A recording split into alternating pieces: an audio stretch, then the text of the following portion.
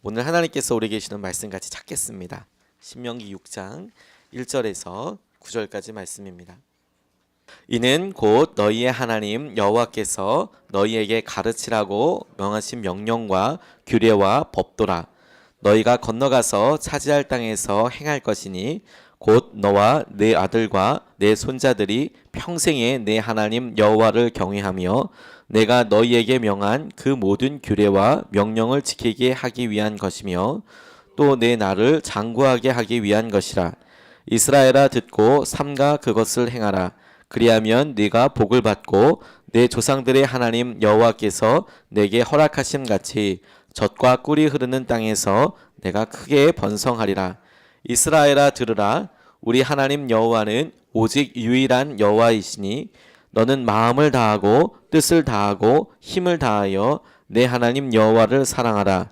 오늘 내가 네게 명하는 이 말씀을 너는 마음에 새기고 내 자녀에게 부지런히 가르치며 집에 앉아 있을 때에든지 길을 갈 때에든지 누워 있을 때에든지 일어날 때에든지 이 말씀을 강론할 것이며 너는 또 그것을 내 손목에 메어 기호를 삼으며 내 미간을 붙여 표로 삼고 또 내 집 문설주와 바깥문에 기록할지니라. 아멘. 하나님의 말씀입니다.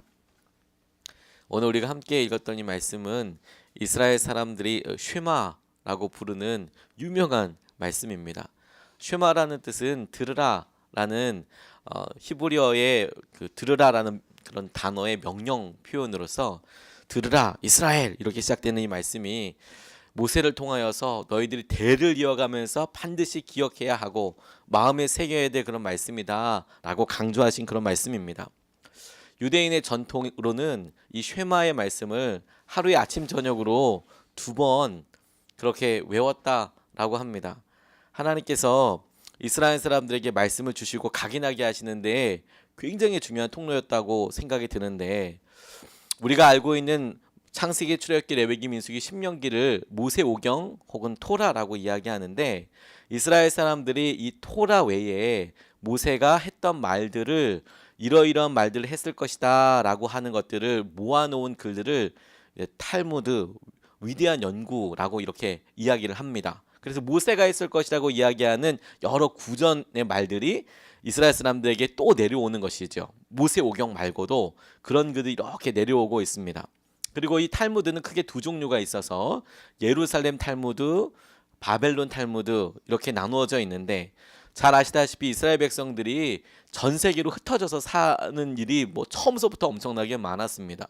바벨론으로 붙잡혀 가기도 하고 또 로마에서 흩어지기도 하고 이런 일들이 있다 보니까 사람들이 그 토라를 연구한 것 외에 탈무드를 계속 연구하면서 미시나라는 어떤 글을 남기게 되고, 예루살렘에 남았던 사람들이 이루었던 예루살렘 탈무드와 바벨론 중심으로 있었던 바벨론 탈무드를 남겼는데, 그 바벨론 탈무드가 훨씬 더 유능한 랍비들이 있어서 사람들에게 인지도가 있었다라고 합니다. 그런데 재밌는 것은 이 바벨론 탈무드에 의하면 모든 이스라엘의 남자아이들이 첫 번째 말을 하게 될 때, 그 아이들이 첫 번째 말을 하게 될 때에 반드시 해야 될 것이 무엇이냐면 이스라엘아 들으라 라는 신명기 6장 4절 말씀을 제일 첫 번째 하는 말로 가르쳐야 한다 라고 했을 정도라는 것이죠.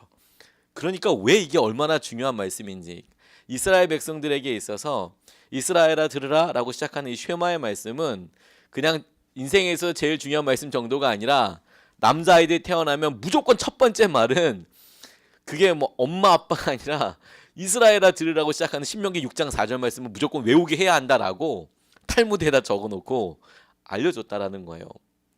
그러니까 여러분, 이스라엘 백성들에게 오늘 읽었던 이 쉐마의 말씀이 제일 중요한 말씀이다라고 이야기해도 절대로 이게 과장된 것이 아니라고 생각이 듭니다.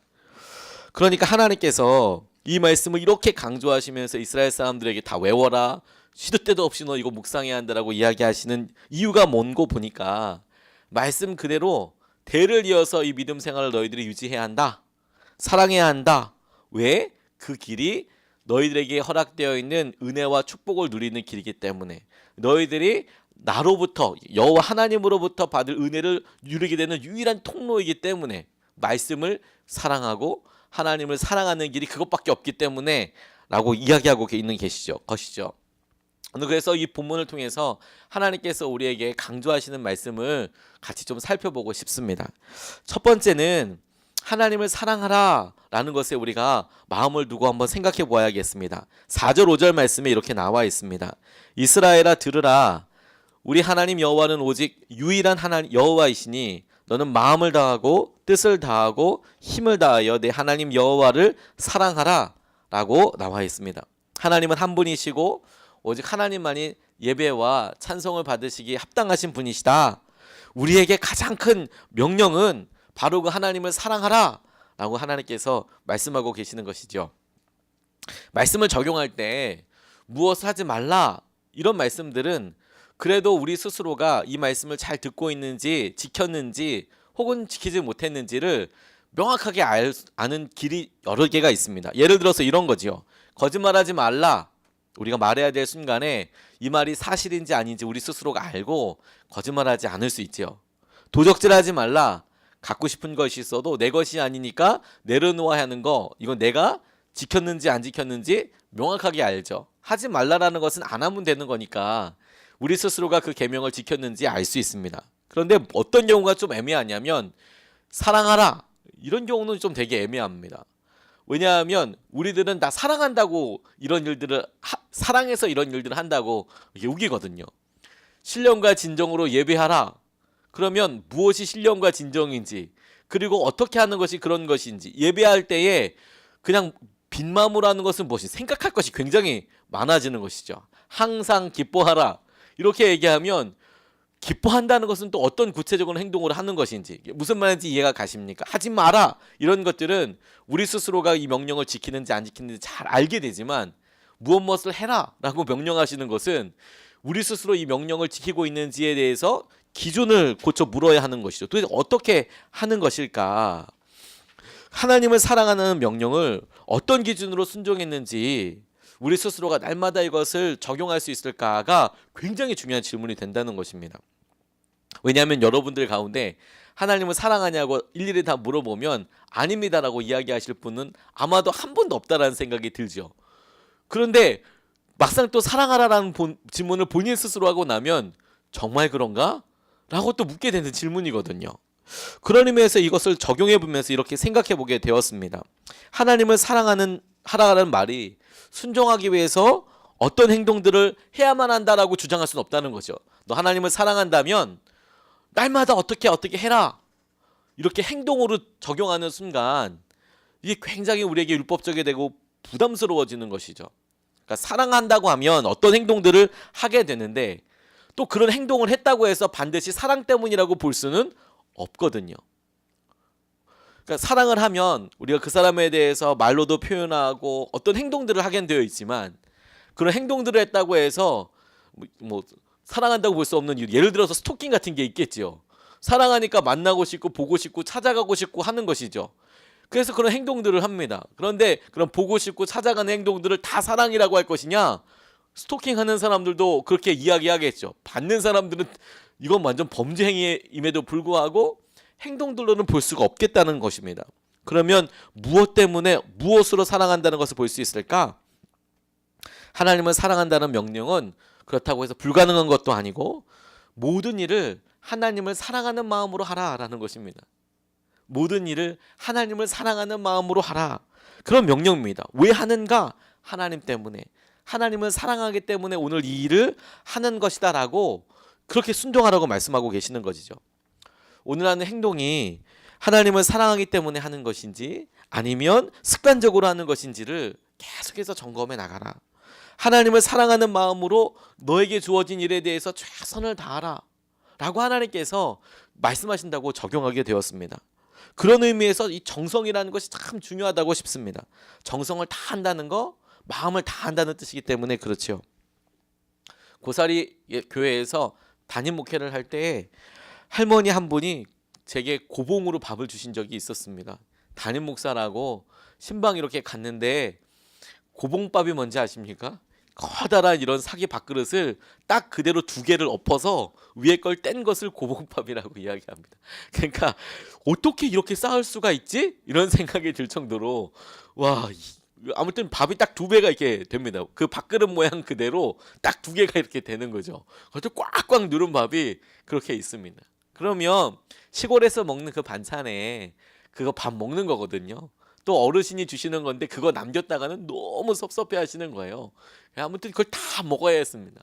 그런데 반찬으로 따지면 뭐 맛난 것들이 많이 있을 수도 있겠지만 그 할머니께서 그렇게 주시는 밥이 정성으로 사람을 대한다는 것이, 마음으로 사람을 대한다는 것이 얼마나 소중한 것이냐, 얼마나 값진 것이냐, 이걸 내가 이렇게 먹는다는 것이 얼마나 귀한 것이냐.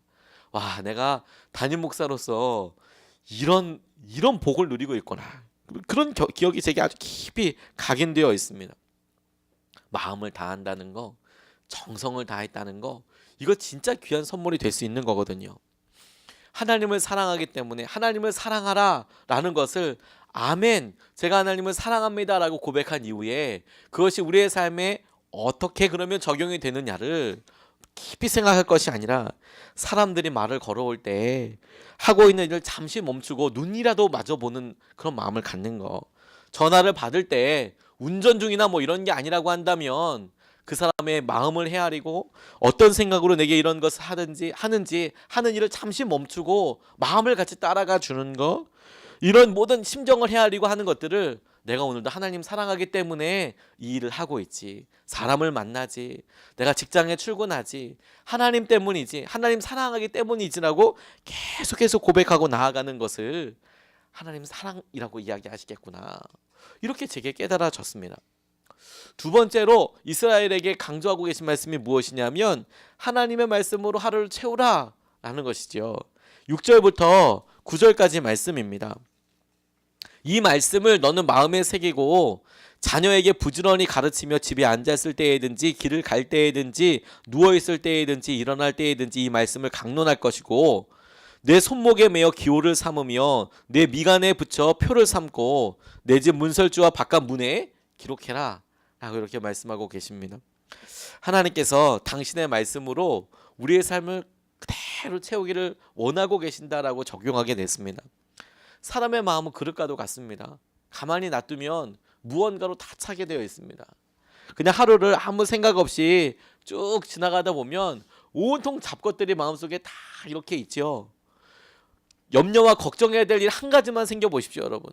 그게 이 마음속에 다 그냥 가득 차 있습니다. 뭐 따로 묵상하지 않아도 마음 안에 뭐 있나 보면, 심지어 여러분 우리가 어떤 일을 열정으로 하지 않습니까? 그러면 그게 계속 우리 마음 가운데 그 열정으로 내가 그거 하고 싶어 하는 거, 내가 뭘 하고, 이게 뭐 마음속에 그대로 가득 찹니다. 마음은 절대로 빈 공간으로 진공 상태로 있지 않습니다. 무언가가 이렇게 채워지는 것이죠.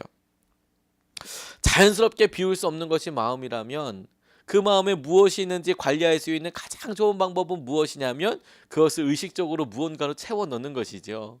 하나님께서 그 마음을 말씀으로 채워 넣으라라고 말씀하시는 거예요. 말씀으로 채워 넣어라. 이것을 다른 표현으로 말씀은 오늘 너희들 마음에 새겨라 라는 것이죠. 마음에 새겨라. 마음에 새긴다? 어떻게 하면 마음에 새길 수 있을까요? 쓰고 또 지워지고 쓰고 또 지워지고 쓰고 또 지워지고, 다시 말해서 마음에 새기라는 말은 그냥 한번 깊이 묵상하는 게 아니라 우리 마음이 그렇게 쉽게 지워지니까 쓰고 다시 기억하고 쓰고 다시 생각하고 떠올리고 다시 결단하고 하는 것, 수없이 하는 이런 행동 자체를 말하는 것이지요.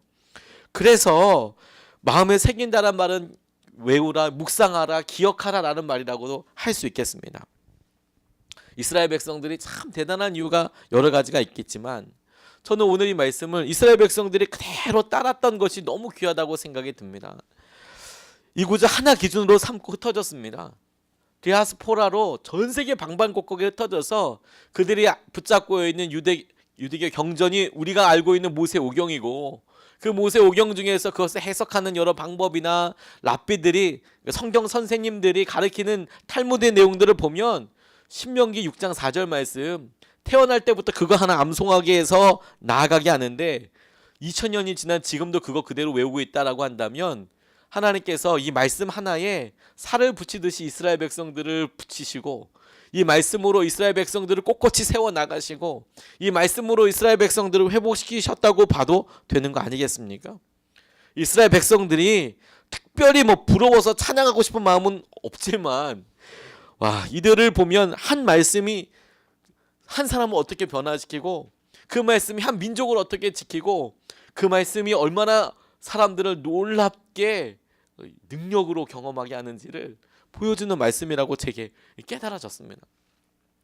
자녀들에게 가르쳐서 가정의 중심이 되게 하는 거, 사람들을 만날 때마다 하나님의 말씀을 고백하고 말씀에 쉽게 노출되도록 삶의 모든 것들을 다 그렇게 바꿔나가는 것이죠. 가장 많이 보는 곳에 말씀을 이렇게 보는 거죠. 무슨 설주와 인방에 발라놓고도 붙여놓고도 그거 보는 것이죠.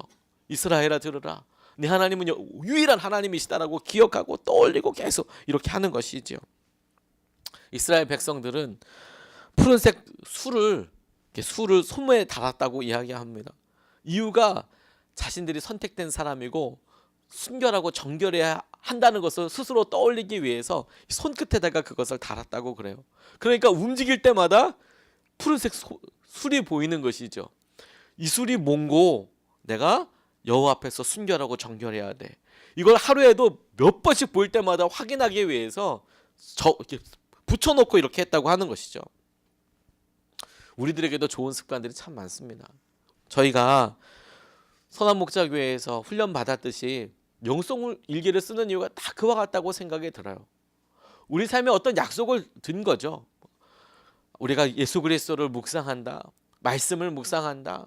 그 이유가 영성일기를 쓰는 것 자체에다가 목숨을 거는 게 아니라 예수님과 24시간 동행하는 것에 목숨을 거는 거죠. 마음을 다해 보는 거죠. 이스라엘아 들으라라고 말씀하셨는데 그 말씀을 마음에 새기라고 했으니까, 그러면 예수님께서 24시간 우리와 어떻게 함께 하시는지, 성령님께서 우리 마음에 무슨 말씀이 생각나게 하시고 나는 그 말씀대로 어떻게 따랐는지 그거 틈틈이 적어놓고 기억해놓고 있다가 저녁에 한 번 더 점검해보고 그 다음날 또 한번 생각해보고 하는 게 영성일기 쓰는 거 아니겠습니까?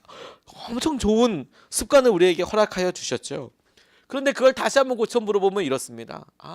하나님께서 말씀으로 우리의 삶을 가득 채우기 위해서 우리에게 이런 훈련을 주신 거구나. 똑같이 우리에게 그런 것이구나. 우리에게 주신 도전을 마음을 다해서 누리는 것이 굉장히 중요하겠구나. 우리가 지난 다음에 하나님께서 우리의 마음의 것들이 가득 채워져서 하나님께 주신 은혜와 마음들을 우리에게 스스로 고백하게 될 때는 우리가 그동안에 어떤 말씀을 우리에게 채웠는지, 그 말씀이 우리에게 어떻게 삶의 중심이 되었는지가 유일한 기준이 될 것이라고 믿습니다. 말씀이 우리 삶을 가득 채우고 흘러넘치게 되는 그런 삶을 살게 되시기를 주님의 이름으로 축복합니다. 우리 다시 말씀 붙잡고 기도하시겠습니다.